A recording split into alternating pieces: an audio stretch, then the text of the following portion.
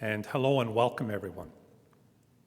I'd like to begin by also recognizing that we are in the Coast Salish territory and the unceded traditional lands of the Squamish and Hunkaminam speaking people, and to give appreciation for being able to share this function with us all today.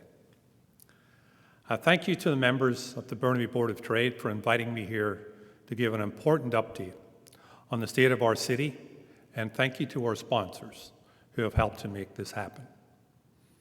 Thank you to everyone for being here, and thanks also to all those online watching this via live stream.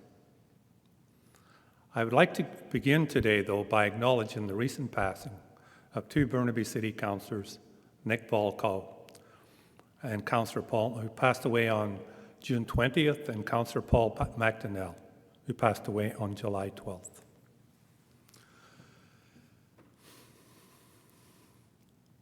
Both Nick and Paul were exceptional men who served Burnaby on council for many, many years. Councillor Volkow since 1996, and Councillor McDonnell since 2008.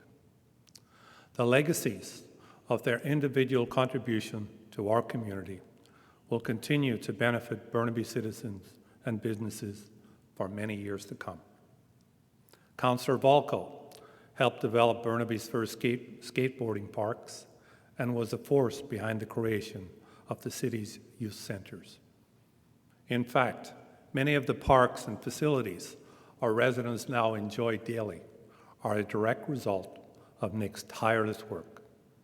He was also instrumental in launching and promoting the Burnaby Blues and Roots Festival at Deer Lake Park. Councillor McDonnell, who many fondly refer to as Mr. Burnaby, co-founded the Edmund City Fair and Car Show and launched the city's mural program. He was also on the board of several local organizations, including the United Way of the Lower Mainland, New Vista, and Burnaby Edmonds Lions Club. During all his years in council, Paul demonstrated a tremendous capacity for giving back. In recognition of his efforts, Paul was awarded the Queen's Diamond Jubilee Medal, the BC Community Achievement Award, and the BC Neighbours Association Good Neighbour Award. City Council and staff and the entire Burnaby community will miss Councillors Volkow and McDonnell very much. On behalf of all of us, I'd like to express my deepest condolences to the families of Councillors Volkow and McDonnell.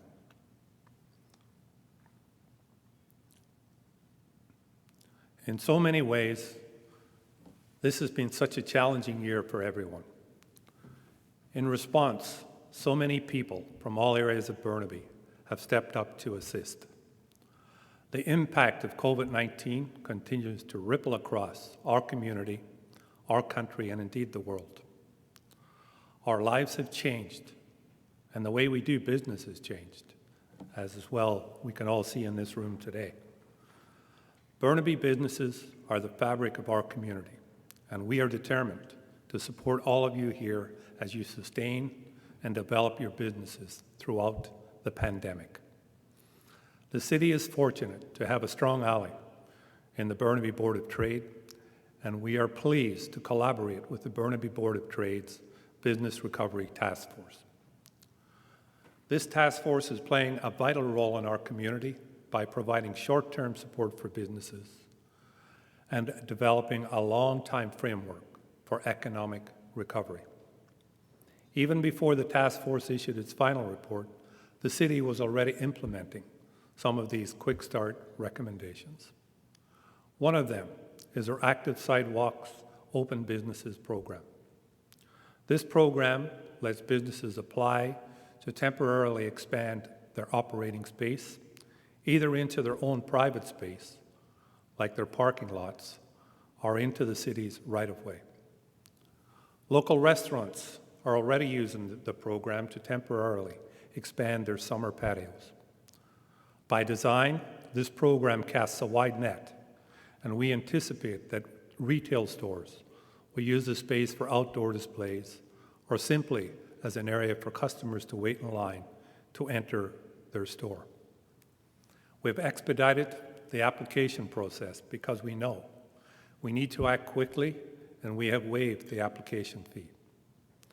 To assist businesses and homeowners alike, we kept this year's property tax increase very low, half of what was originally proposed, reducing the increase from the proposed 3.5% to 1.75%. We have also delayed the deadline for late tax payments to September 30th, giving residents and businesses more time to pay. One task force recommendation I'm particularly excited about is a plan to develop a Burnaby Centre for Business Recovery and Resilience. This would be a one-stop shop for business owners, whether they are brand new or have been in this community for many years. Through this portal, businesses will be able to access a wealth of information on grants and resources in one spot. We also know, and we heard clearly, that childcare is top of mind for Burnaby businesses as we gradually get back to work. It's always been difficult to find childcare, and employees need the confidence of knowing their children are taken care of as they return to the workplace. This was already a city priority, and we've been working with senior governments and Burnaby School District to add new childcare spaces as quickly as possible. We're working closely with the Burnaby Recovery Task Force on this to ensure businesses are able to successfully restaff as we move forward in Phase 3 and beyond. It's clear that the COVID-19 pandemic will continue to affect our lives and the way we do business for a long time. It's created significant challenges for all of us, but I'm very heartened at how our business community and how our residents have responded. Our community should be proud of what they've achieved in the last 4 months. We've flattened the curve. We've followed Dr. Henry's advice to be kind, be calm, and to be safe. We have heard countless stories highlighting the resilience, perseverance, and kindness of our residents and businesses. From the donations of personal protective equipment like face masks and gloves to the 7 p.m. nightly cheer for our frontline workers, Burnaby has rallied together during this difficult time. I'd like to share this short thank you video, which I think captures our community spirit very well.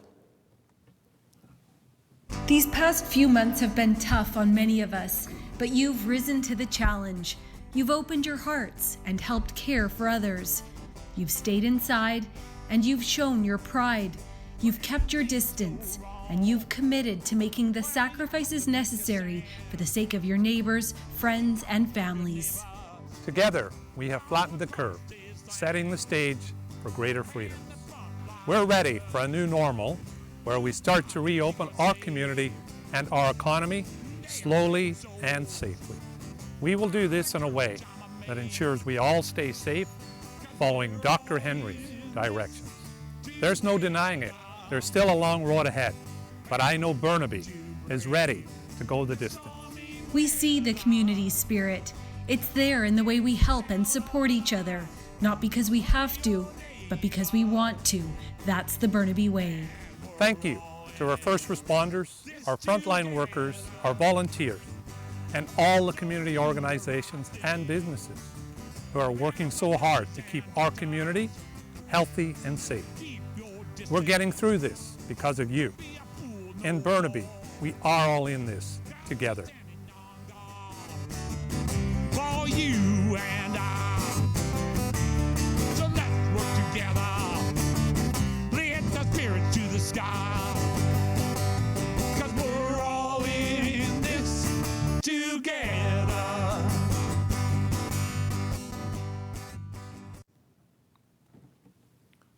If there's a silver lining to any of this, it's that we've really shown that we can make major changes very quickly. In addition, it's given us an opportunity to step back and take a fresh look at how we live and really what matters most. At the city, we know that the one thing that matters most is to do everything we can to stop climate change, because a warming climate endangers everything from our local economy to the well-being of our citizens. Accordingly, we're taking significant action on that front. As you may know, last September, Burnaby City Council declared a climate emergency and set ambitious targets to reduce carbon emissions, and that's by 45% by 2030, by 75% by 2040, and to become carbon neutral by or before 2050. These are targets that align with commitments from Metro Vancouver and the UN's Intergovernmental Panel on Climate Change. As our next step, just a few weeks ago, we approved a climate action framework that will serve as the roadmap for the many meaningful actions we will need to take to address climate change. Going forward, we will formally consider potential climate impacts in every decision we make, and we will measure the associated progress toward our carbon reduction goals. Whether we're building new sidewalks, enhancing our bike network, or setting new policies for low carbon and zero carbon construction, taking action today will ensure that we can sustain for the future generations the unique and valued economy, community, and environment we enjoy currently here in Burnaby. Recognizing the need to lead from within, the city has also approved a city energy strategy, which will see the city achieve carbon neutrality within corporate operations by 2040, 10 years ahead of the community-wide 2050 target. It includes plans to rapidly transition the city's fleet vehicles away from fossil fuels, to set an internal carbon price to prioritize low and zero emissions for all new public facilities, and to retrofit existing buildings to achieve net zero emissions. All of these efforts will build upon progress we've already made. For a long time, we've been building compact town centers focused around high-quality public transit. Moving forward, we're going to build on that and develop zero-carbon villages. We've started installing electric vehicle charging stations at key points around the city, including Edmonds Community Centre, McGill Library, Bill Copeland Arena, Central Park, City Hall, and Riverway Golf Course. And we have many more on the way. The city has a robust green building policy that sets low carbon standards for new construction. We plan to strengthen this policy further, charting a path to zero carbon for new construction.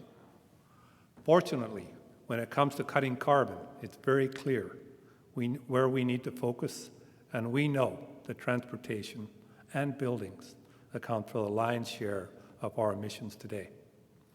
That's why the draft transportation plan, now out for public engagement, is so important. A key goal of this new plan is to deliver a transportation network that gives people new viable options for low-carbon travel, particularly active ones like walking and cycling, and sustainable options like public transit. By adding more accessible sidewalks and urban trails and developing a core cycling network separated from traffic, we will offer residents healthy, fun, and safe alternatives to travel by car. One of the first links we anticipate starting as early as next year is a bridge for pedestrians and cyclists that will connect the Deer Lake area to Burnaby Lake Park, crossing over the Trans-Canada Highway, which has long been a barrier to our north-south travel in that area. And by working with TransLink to create more dedicated bus lanes, transit will become more reliable and more convenient. I look forward to continuing to hear from you as we develop a new vision for transportation in Burnaby and as we introduce many new policies and initiatives focused on carbon reduction and detailed in our climate action framework. These policies and initiatives will be easy to recognize in our community because we have just launched a This is Climate Action banner that will identify in our community the many diverse actions underway to help us achieve our carbon neutral goals. In the years to come, as we work towards this important goal, you will see this banner throughout the city, clearly demonstrating the progress we are making. Achieving carbon neutrality will be the welcome end result of an ongoing collaborative process, and we look forward to working with all of you and with local, regional, and national agencies and government to get us there. When I was here last year to deliver the State of the City address, we had just concluded the largest ever public consultation in Burnaby history. We heard from more than 2,600 residents who shared ideas, concerns, and feedback on the future of housing in our city. Their ideas helped shape the final report from the Mayor's Task Force on Community Housing, which was delivered last July. Since that time, Burnaby has introduced some of the most progressive housing policies in the nation. Burnaby is now the first municipality in BC to establish rental-only zones across our city and to require a minimum of 20% rental housing in all new developments. We're also fast-tracking development of over 1,300 units of affordable housing through a partnership with BC Housing. This will increase non-market housing in Burnaby by 25%, creating homes for seniors and families with children. Earlier this year, we also updated our tenant assistance policy to expand protections, including given to tenants displaced by redevelopment the right to return to the redeveloped building at the same rent. Another side of our housing challenge centers around people who are experiencing homelessness. And we have continued to build on our successful Warming Center program, which provides life-saving shelter during the cold winter months. This past season, we had 9,907 visits at our warming centers. Last summer, we supported BC Housing and Progressive Housing Society as they opened a temporary housing shelter on Douglas Road. And in November, we partnered with these groups again to open a 3-story permanent shelter on Norland Avenue. We're proud to be introducing initiatives that ensure Burnaby, as it continues to grow, it does so in consideration of the needs of all its citizens. Another key initiative introduced this year and also focused on ensuring the health and safety of our Burnaby community is the city's first ever community safety plan. To ensure we address the community needs in this plan and its ongoing implementation, we look to our businesses and citizens to help us develop it. As a result, more than 1,400 people helped shape this plan through a far-reaching citywide public engagement process. I know many of you here today contributed, and I want to thank you for helping Burnaby remain a safe and welcoming city for all.